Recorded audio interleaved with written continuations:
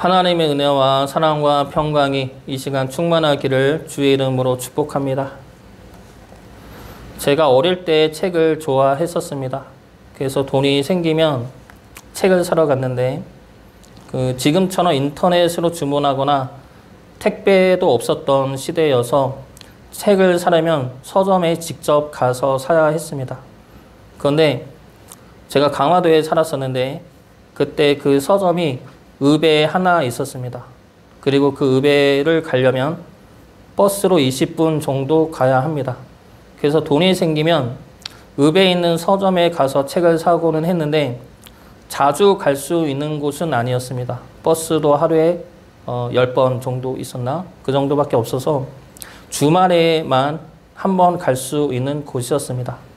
그러다가 어린이날에 저희 아빠가 용돈을 많이 주었습니다.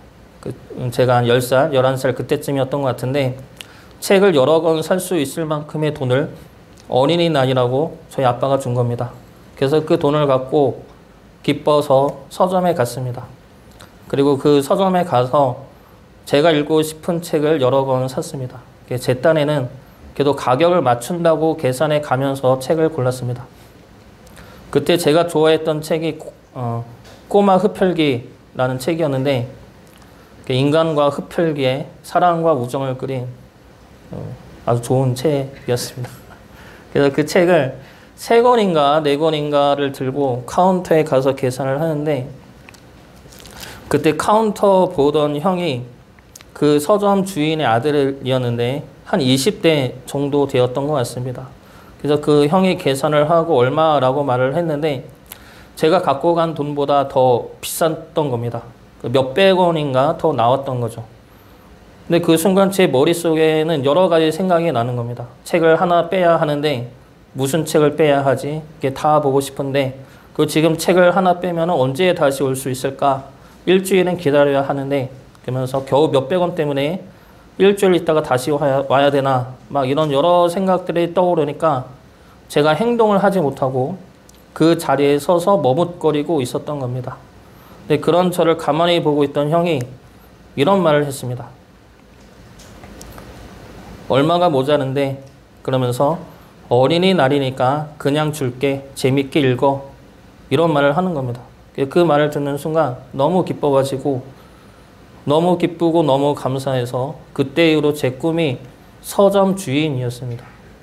그래서 저같이 돈이 모자란 아이들이 있으면 저도 그 형처럼 그냥 준다는 말을 하고 싶은 게 꿈이 되었습니다.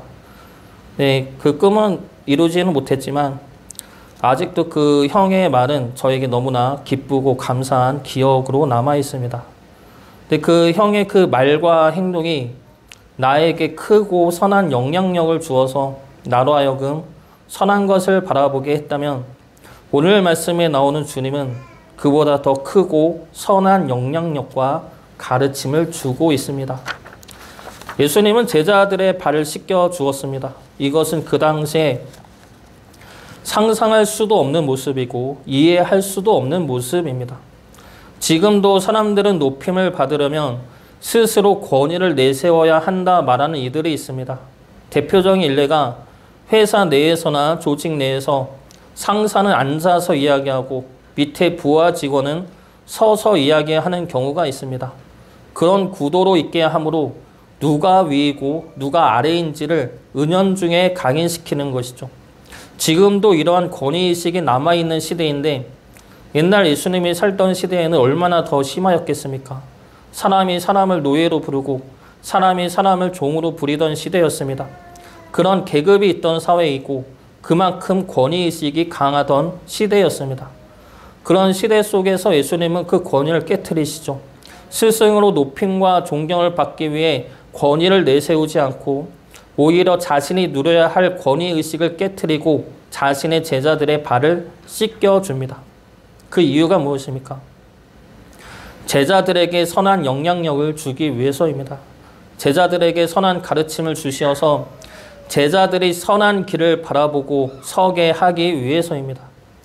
그래서 예수님은 세속식을 하고 나서 제자들에게 내가 이런 행동을 왜 했는지 아느냐 질문합니다. 12절 말씀 보겠습니다. 그들의 발 씻으신 후에 옷을 입으시고 다시 앉아 그들에게 이르시되 내가 너희에게 행한 것을 너희가 아느냐? 주님이 제자들의 발 씻겨준 이유가 무엇인지 의미가 무엇인지 아느냐 질문하십니다. 주님의 이 질문은 제자들을 시험하는 질문이 아닙니다. 주님의 이 질문은 제자들이 옳은 길에 서기를 바라는 마음이고 선한 길로 걸어가길 위하는 사랑의 마음입니다. 그래서 어떻게든 제자들이 선한 길을 걸어갈 수 있도록 생명의 길에 설 수 있도록 자신의 체면과 권위를 포함한 모든 것을 기꺼이 버리면서 알려주는 주님의 참된 가르침인 것이죠. 그러면 그 가르침은 무엇입니까? 주님이 세속식을 통해 알려주시고자 하시는 참된 길은 무엇입니까? 첫 번째로 우리는 빚진 자라는 겁니다. 13절과 14절 말씀 보겠습니다. 너희가 나를 선생이나 또는 주라 하니 너희 말이 옳도다. 내가 그러하다. 내가 주와 또는 선생이 되어 너희 발 씻었으니 너희도 서로 발을 씻어주는 것이 옳으니라. 주님은 제자들의 발을 씻겨 주었습니다. 이 씻겨 주심에는 주님의 한없는 사랑이 담겨 있습니다. 그리고 주님의 용서가 담겨 있고 주님의 섬김이 들어 있습니다. 이것은 제자들이 무엇을 해서 주신 사랑이 아니죠. 이것은 제자들이 마땅히 받아야 할 것도 아닙니다. 이것은 스승 되시는 예수님이 일방적으로 제자들에게 주신 사랑이고 용서이고 섬김입니다. 그렇기 때문에 이것은 제자들 입장에서는 너무나 과분한 사랑이고 용서이죠. 감당할 수 없는 사랑입니다. 이러한 사랑을 우리 또한 받았습니다. 주님의 십자가 사랑이 바로 이러한 사랑이죠. 우리가 무엇을 하기도 전에, 우리가 주님을 알기도 전에, 우리가 주님께 회개를 하기도 전에 주님은 이미 우리 죄를 위해 십자가를 지셨습니다. 그 사랑과 용서와 섬김을 이미 우리에게 주셨습니다. 그것이 우리에겐 빚이라는 것이죠. 그리고 그 빚은 주님에게는 갚을 수가 없습니다.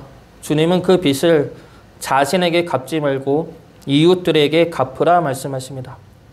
오늘 말씀에서도 주님은 제자들에게 내가 너희들의 발 씻겨 주었으니 너희도 내 발 씻으라 말씀하지 않으십니다. 뭐라고 말씀하십니까? 너희들이 서로의 발을 씻겨 주어라 말씀하십니다.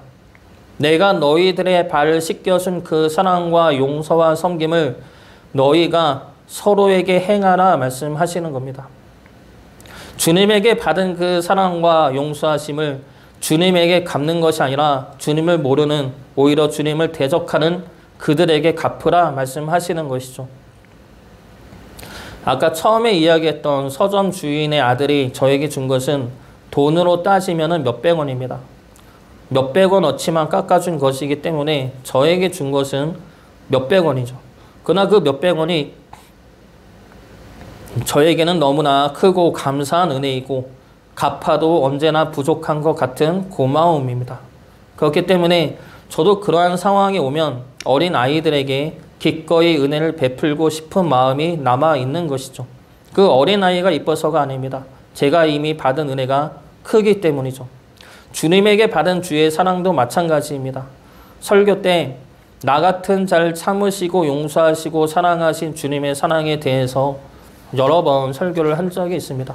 주님의 사랑은 매번 이야기를 하는 것 같은데, 그런데 저는 그렇게 설교를 하면서 그 사랑으로 우리 아이들을 보지 못할 때가 많습니다. 아이들을 오래 기다려주지 못하고 오래 참지 못하고 순간 소리를 높일 때가 많이 있습니다. 참아야지 하면서도 제가 바쁘고 마음의 여유가 없으면 더 쉽게 혼을 내게 됩니다. 그러면 그때마다 제가 했던 설교 말씀들이 저를 찌르는 겁니다. 나는 설교 때마다 주님의 사랑을 이야기하면서 그 사랑을 나누라 하면서 정작 나는 내 자녀에게도 못하고 있구나. 그 생각들이 저를 부끄럽게 만들 때가 많습니다. 혼을 낼 때마다 그 다음에 후회가 밀려오죠. 우리는 주님에게 큰 사랑을 받은 자들입니다. 나 같은 자를 부르시고 사랑하신 그 주님의 사랑이 우리에게는 이미 충분히 많이 있습니다. 우리가 감당할 수 없을 만큼의 사랑을 우리는 이미 받았습니다. 그 사랑을 이제는 우리 이웃들에게 우리 가족들에게 나누어 주어야 할 것입니다. 이웃을 보면 사랑하기가 힘들 수가 있습니다. 자녀에게조차 오래 참고 인내하기가 쉽지가 않습니다. 그러나 우리의 사랑은 이웃이 사랑스러워하는 사랑이 아니죠. 물론 자녀는 사랑스럽지만 내 기분에 따라 자녀 또한 혼낼 수는 없습니다. 우리는 주님에게 받은 그 사랑의 빛이 있고 용서와 섬김의 빚이 있습니다. 그 빚을 우리 이웃들에게, 우리 가족들에게 갚아야 할 것입니다. 우리에게 주신 그 사랑과 용서하심과 섬김을 주님이 사랑하는 우리 이웃들에게, 우리 가족들에게 갚아 나감으로 주님에게 받은 그 사랑과 은혜의 빚이 헛되지 되지 않기를 주님의 이름으로 축복합니다. 두 번째로 우리는 주님을 따르는 자입니다. 주님이 세속식을 통해 알려주시는 것은 우리는 주님을 따르는 자이고 주님은 그런 우리가 따라올 수 있도록 본을 보이신 분이라는 사실입니다. 15절 말씀 보겠습니다. 내가 너희에게 행한 것 같이 너희도 행하게 하려 하여 본을 보였노라. 주님은 말씀만 하는 분이 아닙니다. 주님은 말씀이지만 그 말씀이 육신을 입은 분이시죠. 그래서 주님은 말씀이면서 행함이 되십니다. 세속식 역시 마찬가지이죠. 주님은 말씀으로만 서로 사랑하고 섬기고 용서하라 말씀하지 않으십니다. 주님은 말씀으로 그치지 않고 그 말씀을 행하십니다. 죽기까지 사랑하신 것이 무엇인지 십자가를 통해 보였었고 용서하는 것이 무엇인지 십자가 위에서 기도를 통해 보였었고 섬기는 것이 무엇인지 세속식을 통해 보여주셨습니다. 주님은 말씀하시고 그 말씀대로 행하십니다. 그리고 그 행함을 우리로 하여금 따라서 행하라 말씀하십니다. 구원은 행함이 아닌 믿음으로 이루어집니다. 그래서 우리의 행위는 구원의 조건이 되지는 않습니다. 그러나 우리가 정말로 주님을 믿는다면, 우리의 믿음이 점점 더 깊어진다면 우리는 믿음대로 행하게 될 것입니다. 그리고 그렇게 되어야 할 것이죠.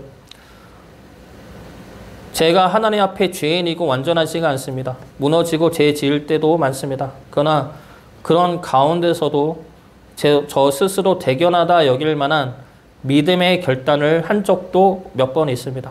그 중에 하나가 하나님의 인도하심을 믿고 순종하는 것이죠. 물론 인도하심을 믿지 못하고 스스로 잘못된 길을 찾아 무너진 적도 많습니다. 여러 번의 실패와 잘못도 있지만 몇 번의 옳은 믿음의 선택도 있었습니다.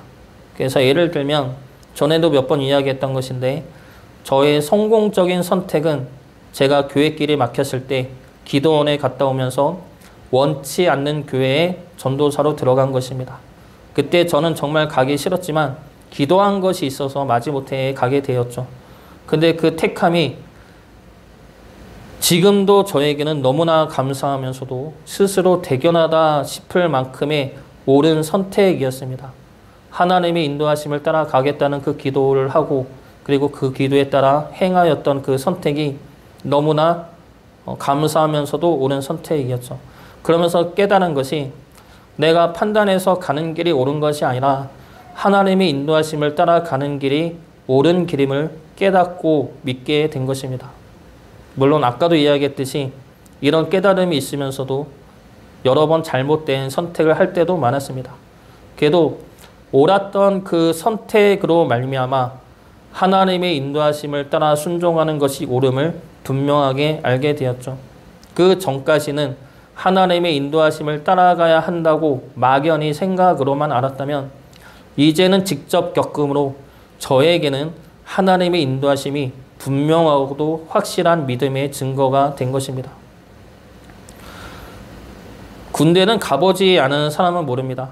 보는 것으로 듣는 것으로 군대를 알 수는 없습니다.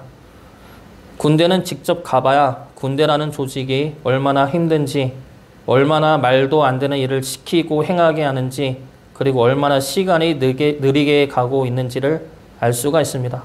듣고 보는 것과는 다르죠. 직접 가봐야 알 수가 있는 겁니다. 우리의 믿음도 마찬가지입니다. 믿음은 행함까지 이어져야 합니다.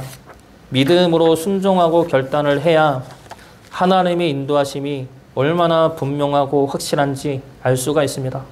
믿음으로 행하여 나가야 하나님의 채우심이 얼마나 신비한지, 하나님의 보살핌이 얼마나 놀랍고 세심한지, 믿음으로 행할 때 하나님의 말씀이 얼마나 힘이 있고 능력 있는 말씀인지, 그리고 그 하나님의 말씀이 얼마나 진실되고 진리가 되시는지를 우리가 알 수가 있습니다. 주님의 말씀이면서 말씀대로 본을 보이셨습니다. 우리가 주님을 따라, 우리 또한 주님을 따라 믿음의 길을 행하고 걸어가는 주의 자녀 되시기를 주의 이름으로 축복합니다. 마지막으로 우리는 보냄을 받은 자입니다. 주님이 세속식을 통해 우리에게 알려주는 가르침은 주님이 보냄을 받은 것처럼 우리 또한 주님으로부터 보냄을 받은 자라는 겁니다. 16절과 17절 말씀 보겠습니다. 내가 진실로 진실로 너에게 이르노니 종이 주인보다 크지 못하고 보냄을 받은 자가 보낸 자보다 크지 못하나니 너희가 이것을 알고 행하면 복이 있으리라. 주님은 하나님으로부터 보냄을 받은 자입니다. 보냄을 받았다는 것은 보낸 자의 의도와 목적이 있다는 것이죠. 하나님이 주님을 보내신 목적이 있다는 것이고 주님은 그 목적을 이루기 위해 오셨다는 겁니다. 그 목적은 십자가를 통한 우리 모두의 구원이죠. 그것이 주님을 보내신 하나님의 목적입니다. 지난 여름 성경학교 때 밖에서 하는 활동이 있었습니다. 색깔을 찾고 글자를 찾는 그런 게임이었는데, 그런 활동 프로그램이었는데, 그 프로그램을 2명씩 팀을 짜서 하게 했습니다. 하면서도 초등학생들이니까 얘네들이 길을 잘 찾을 수 있을까, 차가 오면 잘 피할 수 있을까 걱정을 하긴 했는데 다행히도 다들 잘 해냈습니다. 그래서 그런 게임을 하고 나서 성경학교가 끝나고 나서 우리 애들이 9살이고 7살이죠. 그 우리 두 딸들이 자기들끼리 편의점에 갔다 오겠다는 겁니다. 그 전까지는 편의점 갔다 와라, 너희들끼리 한번 갔다 와봐라, 이렇게 시켜도, 심부름을 시켜도 절대 가지를 않았습니다. 무섭다고, 잘 길을 모른다고 했던 애들이 성경학교 때 한번 그 게임을 해서 그런지 자신감이 붙어서 자기들끼리 갔다 오겠다는 겁니다. 그래서 그런 편의점만 가서 엄마 아빠는 우유를 사오고 너희들은 아이스크림을 하나씩 사와라 이렇게 말하고 보냈습니다. 걔도 불안해서 제가 몰래 뒤를 따라갔습니다. 그런데 제가 걱정했던 것보다 둘이 편의점 길을 잘 찾아갔고 그 사기로 한 것도 다 잘 사고 그 계산도 그 큰애가 지갑을 꺼내서 지 돈으로 잘 했습니다. 자기 돈으로 잘 했습니다. 그래서 근데 우리 애들이 참 순수하다 느낀 것이 사오라는 것만 딱 산 겁니다. 돈도 우리가 준 것이 아니라 자기를 돈으로 사는 거라 자기들이 먹고 싶은 것을 하나씩은 더 살 법도 한데 그러지 않고 사기로 한 것만 딱 사갖고 오는 겁니다. 그 모습을 보면서 우리 애들이 순수한 건지 다른 아이들도 그러는 건지 답답한 건지 의문이 들긴 했지만 한편으로는 참 잘했다라는 생각에 대견하기도 했습니다. 근데 만약에 우리 아이들이 편의점을 안 가고 편의점 가는 길에 놀이터가 하나 있습니다. 그래서 그 편의점 가는 길에 있는 놀이터에서 놀고 있었다면 어떻게 되겠습니까? 편의점을 가도 사오라는 것을 안 사오고 다른 것들을 사왔다면 자기들이 먹고 싶은 것만 사왔다면 어떻게 되겠습니까? 그러면 우리 아이들은 심부름을 제대로 하지 못한 아이들이 되는 것이죠. 그리고 아이들을 보낸 내 입장에서는 우리 아이들을 편의점을 보낼 이유가 사라지는 겁니다. 보냄을 받았다는 것은 바로 이러한 의미이죠. 하나님은 주님을 보내셨습니다. 보내신 이유와 목적이 있었고 주님은 자신을 보내신 하나님의 뜻을 잊지 않고 이뤄내셨습니다. 그 주님이 우리를 보내셨습니다. 우리를 각 교회에 보내셨고 우리를 가정에 보내셨고 우리를 이 지역으로 보내셨습니다. 보내셨다는 것은 우리로 하여금 우리가 각자 알아서 잘 살라는 것이 아닙니다.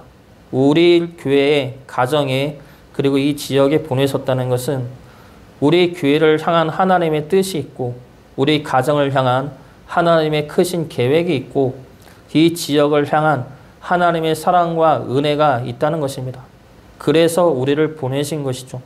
우리를 통해 하나님의 크신 뜻과 영광을 이뤄내기 위해서 하나님은 우리를 보내신 것입니다.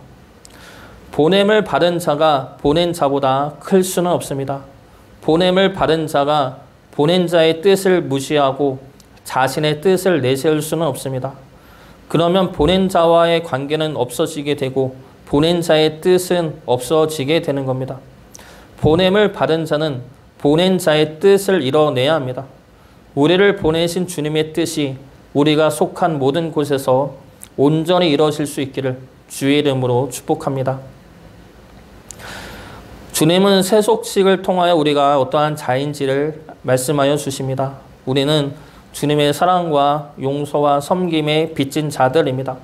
그 사랑과 용서와 섬김을 우리는 이미 받았으므로 주님에게 빚진 자입니다.